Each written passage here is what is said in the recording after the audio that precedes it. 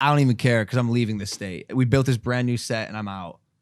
Bro, it's getting ridiculous. Are you talking about a that? comedian friend of mine called, I mean, I'm not going to say where yet. You could say my name. My name's George. You don't have to say comedian friend. Comedian friend of mine called me before the podcast and he asked me, he's like, yo, are you staying in the state? I heard everyone's leaving. I heard everyone's going. I was like, man, I'm looking at the next like 3 years of my life and it just doesn't make sense. I think the bug is finally biting me that I'm ready for the next chapter of my life.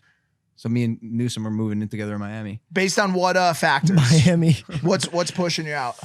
First off, the taxes here are fucking insane. You don't say. It's gross. You don't say. It's insane. Ruined my birthday. You ruined your Ruined birthday. my birthday. So as some of the people watching this may know, this was the first year that I joined the elusive bracket that Mr. Paul is in here, and you know, people had told me, they're like, oh, you're gonna feel it, man. It's not gonna be fun for you. I'm like, yeah, whatever. I pay taxes every year, man. Pay taxes every year. Then my accountant called me and decided to call me on my fucking birthday. Oh, 52% of every fucking dollar I made last year went to fixing holes in the streets, and the holes aren't fixed. Like, it's mind blowing, bro. is that why you're? That's why. Because we've joked about I wasn't before. gonna talk If about you that listen to part. Impulsive, you know this. Man makes money, spends none of it. And since he has no expenses, no business expenses, he doesn't write anything off. Yeah. So literally every dollar he makes. He calls me, he goes, Has no one ever taught you to like spend your money so you could have some of it to yourself? Okay, right off. So here's the thing. As a ex-crackhead, I don't know. The way you're sweating doesn't look like Okay. an ex-crackhead. It looks like a current crackhead. as a curent crackhead, He's like, I'm going to keep all my money for my drugs. That's it. No. That's it. 52% taxes, 51% drugs. That's 103%. And then he's just sweating, just profuse. And then he blames it on fucking gum. Blames it on gum. And face cream.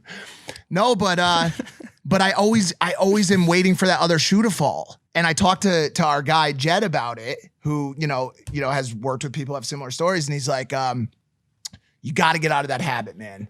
You're here to stay. You're not going anywhere. You got to start playing by the actual rules, because I saved all my money assuming that tomorrow, comes and I may not have any more. And so I fucking nest egg like crazy and just put it all. It's like, Bank said to me the other day, he goes, why do you have that many figures in a checking account? Like, what the fuck are you? It's a checking account. You use that to buy eggs and milk at the store. You could buy a house here with it. Why is it in your checking account? We have a group chat. Well, you don't invest in stocks or anything? I mean, you got We have a few group hundred chat K, but called the Bitcoin Boys. Just a couple boys in the house. Yeah. shout out President Bitcoin. Broido. And Mike's in it, but he just shits on us the whole time. He refuses to invest in anything. I don't think he's diversified his portfolio at all. Please tell me you have some stocks. Tesla. Well, this is not Tesla? This is I not love investing advice, by the way. But yeah, I got some blue chips. I got some Tesla stuff like that. But listen, Good. I pull a very nice 0.0009% in my savings account every year. But I'm thinking about next year potentially stepping it up to a CD, which will get me 0.001%. So it's an extra one. I just get too scared. What about properties, bro? Well, if you bring me to Vegas, I'll gamble. You bring me to Vegas, I'll put 100K. I'll put 100K. Of what I want you to do. Go to Pennsylvania or Michigan, use Barstool Sports. I love you. Yeah. I love that for you. What I don't like is when you start talking about business. Why?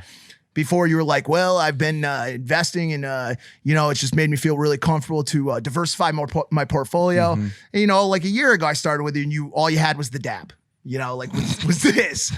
And now when I talk to you and you're like, I saw your email, but I'm really busy on call. Say, you think I could circle back and like ping you later? Like you're using corporate terminology and I fucking hate it. You grew too fast. I don't know what happened. I swear to God, the moment I turned 25, I like looked at my hands in my bank account. I said, why is my money not making money? Yeah. All these equations started popping up and three-dimensional life. This is weird. I make money, but my money doesn't make money, and I'm losing money because my money isn't making money for me. And so I just started. Stop saying yeah like you agree. Well, I just started caring more. And Jeff, my manager, has been harping on this for years, but I just never gave a fuck, bro. I bought a $90,000 couch. I'm a fucking idiot. Oh, I was. Well, hey, which one of your friends called you an idiot when you did that? Jeff. You raised your finger. Yeah. Yeah, it was the middle finger, by the way. Just in case people didn't pick that up. I encourage, here's the takeaway. I encourage young people to start caring about their finances sooner. And I know it's tough to give a shit about something that you don't give a shit about because it's boring, but gamify it, make it fun. Download E-Trade or Coinbase or Robinhood something. Robinhood something. Just start playing. It doesn't need to be vast amounts of money, but start understanding how the market works, whatever market it may be, and get involved. Well, I don't have anything. Like I don't not have any investments. I just need to get a little bit more exposed. It's time for you to get a vehicle.